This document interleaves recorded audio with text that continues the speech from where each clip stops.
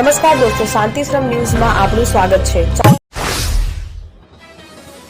ભારતભરમાં 51 શક્તિપીઠોના હૃદયસ્થાન ગણાતી શ્રી આરાસુરી અંબાજી માતા દેવસ્થાન ટ્રસ્ટ ખાતે લાખો શ્રદ્ધાળુઓની સુવિધામાં વધારો કરવાના ઉમદા હેતુથી જય અંબે તિથિ ભોજન યોજનાનો ભવ્ય શુભારંભ કરવામાં આવ્યો છે।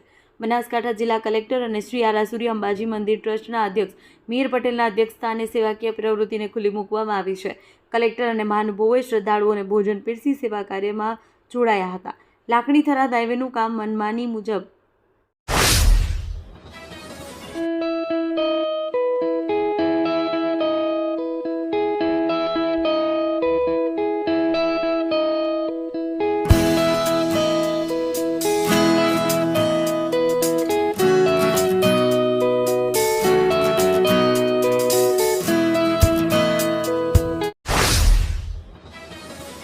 લાખણી થરાદ હાઈવેનું કામ મનમાની મુજબ થતાં સ્થાનિકો મૂંઝવણમાં રોડની બંને સાઈડ ખોદી દેવાતા જેથી ખેડૂતો પશુપાલકો ત્રાહિમામ।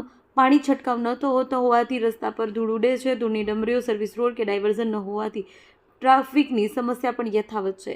એકવાર કોન્ટ્રાક્ટરને સ્થાનિકો મૌખિક રજૂઆત કરવા છતાં મનમાની યથાવત। 4 માસથી ઉડતી ધૂળ બાળકો, ખેડૂતો અને પશુપાલકો માટે નર્ક સમાન। પાલનપુરના ગોળા ગામે ટ્રેક્ટરના થ્રેસરની ચોરી કરનાર ઈસમ ઝડપાયો। રાત્રિના સમયે અજાણ્યો શખ્સ ઠેકાના દરવાજાનું તાળું તોડી થ્રેસરની ચોરીને અંજામ આપ્યો હતો।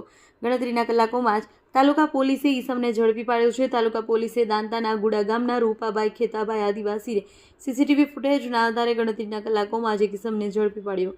પાલનપુર તાલુકા પોલીસે ટ્રેક્ટર, થ્રેસર સહિત એક ઈસમને ઝડપી પાડી કાયદેસરની કાર્યવાહી હાથ ધરી છે।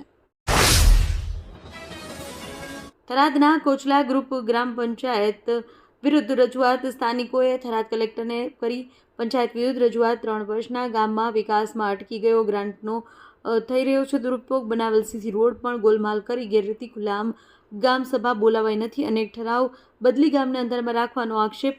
થરાદના અનેક ગામડામાં વિકાસની ગતિ તેજ, અહીંયા ગતિ થંભી અરંટવા અને કોચલા ગ્રુપ ગ્રામ પંચાયતના અણધણ વહીવટના વિરોધમાં રજૂઆત।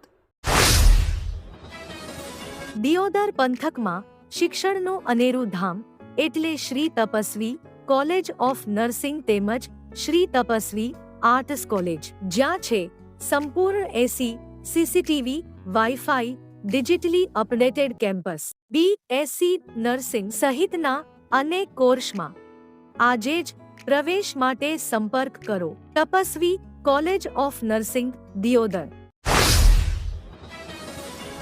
થરાદ પંથકમાં વહેલી સવારે એક ભયાનક માર્ગ અકસ્માતની ઘટના બની છે। થરાદના પિલુડા અને કરબુણ ગામ વચ્ચે આવેલી સીમમાં એક પૂર ઝડપે જતી ક્રેટા ગાડી પલટી ખાઈને રોડ સાઈડના બાવળ સાથે ધડાકાભેર અથડાતા ચકચાર મચી। અકસ્માતમાં ગાડીના સવાર 2 લોકોના ઘટના સ્થળે મોત નીપજ્યા છે। દાંતાથી અંબાજી વચ્ચે આવેલી દાંતા સ્ટેટ સમયની 4 પ્રાચીન વાવો હાલ ખંડેર હાલતમાં છે। વાવો યાત્રાળુઓ માટે પાણી અને વિશ્રામ સ્થાન તરીકે ઉપયોગી હતી, પરંતુ હાલ તેમની સ્થિતિ અત્યંત ખરાબ છે। દાંતાના રાજવી સિદ્ધરાજસિંહે વહીવટીતંત્રને આ વાવનું રિનોવેશન કરી આધુનિક બનાવવાની માંગ કરી છે। ડીસા કોલેજના ગુજરાતી વિભાગ દ્વારા વિશ્વ માતૃભાષા દિન નિમિત્તે માતૃભાષા મહોત્સવ 2026 કાર્યક્રમનું આયોજન કરવામાં આવ્યું। ગુજરાત સાહિત્ય અકાદમી ગાંધીનગર અને DNP આર્ટ્સ કોમર્સ કોલેજના ડીસાના સંયુક્ત ઉપક્રમે આ કાર્યક્રમ કોલેજના સભાગૃહમાં યોજાયો હતો।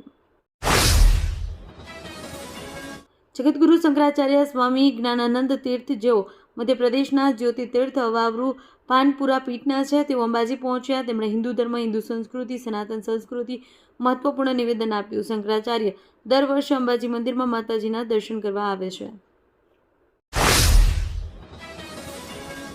ગાંધીનગર ખાતે ગુજરાત વિધાનસભા સત્રના 3જા દિવસે 18 ફેબ્રુઆરીએ નાણામંત્રી કનુ દેસાઈ વર્ષ 2026-27નું બજેટ રજૂ કર્યું। નાણામંત્રીએ સતત 5મી વખત બજેટ રજૂ કરી એક નવો વિક્રમ સ્થાપ્યો।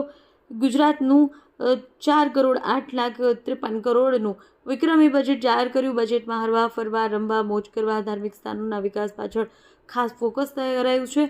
2026 ગુજરાત પ્રવાસન વર્ષ તરીકે જાહેર કરાયું છે।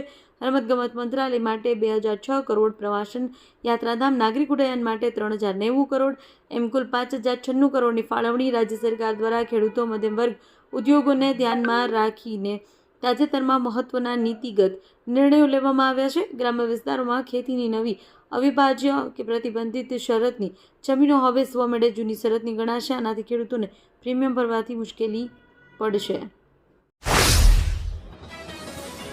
ગુજરાત વિધાનસભાના નાણાકીય વર્ષ 2026-27 માટે ₹4 કરોડનું બજેટ રજૂ કરાયું છે. બજેટમાં ભરૂચ જિલ્લાને વિવિધ વિકાસલક્ષી યોજનાઓ દ્વારા નોંધપાત્ર ફાયદો થાય તેવું નિષ્ણાંતો આંકલન કરે છે. સીએમ વૃંદા વખારિયાએ આ બજેટને ભરૂચ માટે ઐતિહાસિક ગણાવ્યું. વર્ષોની પ્રતિષ્ઠિત ભાડભૂત બેરેજ યોજના માટે વધારાના ₹1700 કરોડની ફાળવણી કરાઈ છે.